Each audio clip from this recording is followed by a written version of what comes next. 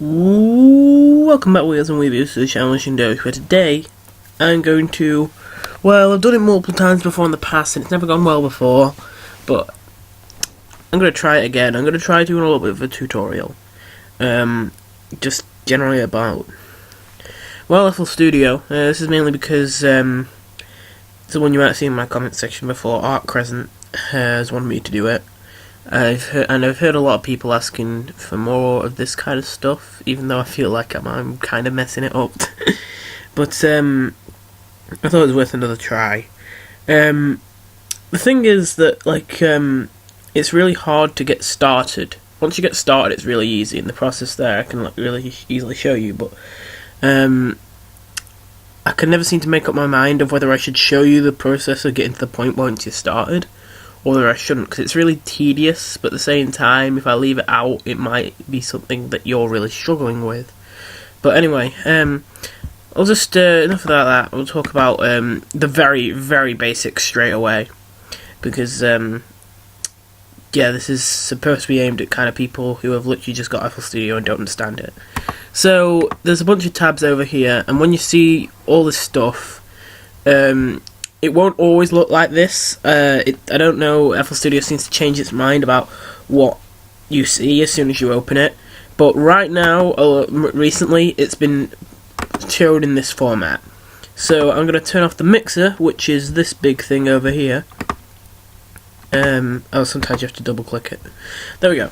So I would recommend starting like this. This is your channel rack, and this is where you're going to put the notes and your synths. And this is your playlist. This is where you're going to put them into your song.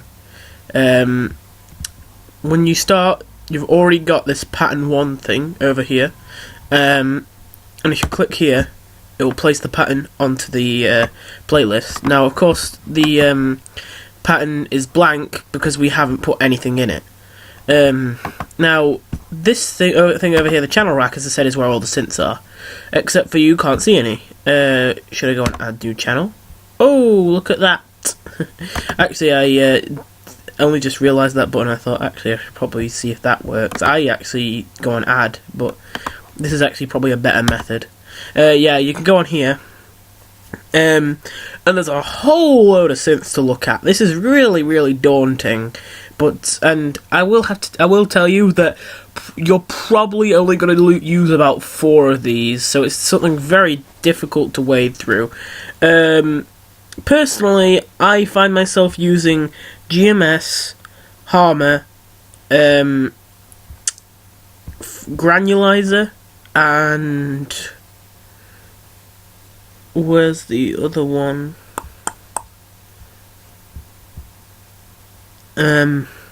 Citrus, there.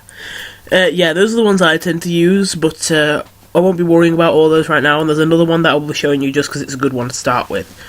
Also, there are some synths here that you won't have. That's just because you can add in synths that don't come with FL Studio, and I've done that. Like, for instance, I've got the demo of Massive on here. Massive is not an FL Studio synth, so yeah. Anyway, so the best one to start with is actually the first one, 3 times oscillator, because this will teach you the very basics of probably the easiest synths to start with, and those are wavetable synthesizers, I believe these are called. I'm actually not sure. I know the 3 types of synthesizers are additive, subtractive, and wavetable synthesizers, and I know about additive synthesizers, and I'm guessing this is wavetable synthesizers. It might not be the proper term, but yeah. Basically, it's pretty simple. You see this thing over here? It's called an oscilloscope. It's that thing that you see when you measure thingy sound and all that. Now, you can actually use your keyboard on a laptop as a keyboard, as in a musical keyboard. Like, if you press Q, you press middle C, and you can hit the sharps by pressing 2, and you can start playing music like that.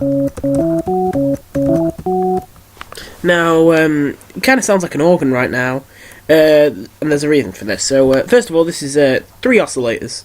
So, right now, they're all three of them are on. These two on 3 and 2 are kind of like volume knobs, so I'm going to turn these off so there's just one oscillator for now. That's the sound you get. Now, that is a sine wave, and a sine wave is just one harmonic. And I'll get back to that in a further video. I think that's something that we'll look at when we get into additive synthesis, but you don't have to worry about what that means. Basically, that's what a sine wave sounds like, and that's the shape it makes on the oscilloscope up here. Now, if I switch that to a saw wave... Sorry, that's not a saw wave, that's a triangle wave. Well, it's changed a bit, and on top of that, it's changed its shape. It's become a bit sharper. So now let's change it to a square wave. And, well, again, change sound, and it's sharper. So, and finally, I don't see this one. I only see this one in 3 times oscillator, so I'm not too sure about this one. But apparently, it's called a rounded saw.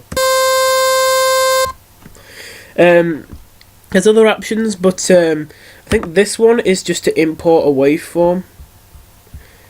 Yeah, you can have files, apparently, of... I don't know how you do it, but apparently you can save a file of a waveform, you know, just one of the shapes you can make on here, and then put it into this, and it will try and make that shape. And then there's randomize, which is basically like white noise. That, like, static sound, if you didn't know, is what white noise is. So yeah, so you're probably not going to use those. I'm not... Invert oscillator. Oh, I think that just...